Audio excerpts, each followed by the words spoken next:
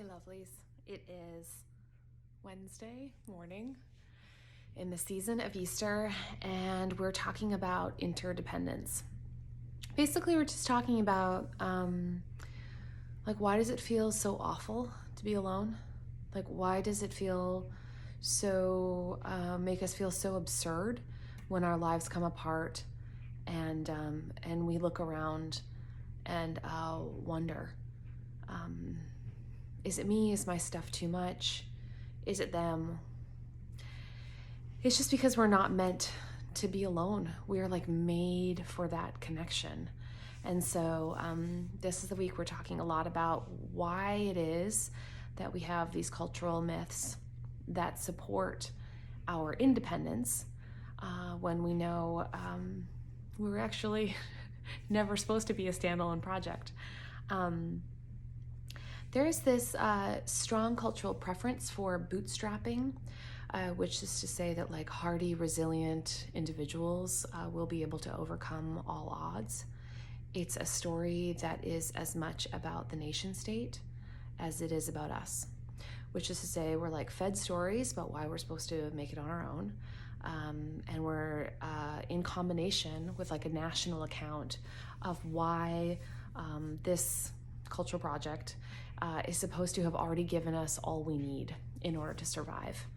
But as we're entering week bajillion of aloneness, with thinning social structures and thinning institutional support, we just we get it at a visceral level, at a deep, we get it in our bones in a way that we might not have had we just sort of been out in the world getting our favorite Starbucks order, which I miss. I think our fragility really it creeps up on us. I know different personality types react differently to the experience of oh my gosh, something's going wrong. So what's the first button it pushes? And for me, it's always shame. What did I do? What can I do differently? It's this hunt to try to get out of the anxiety around being fragile. And I've spent a long time being the weak thing,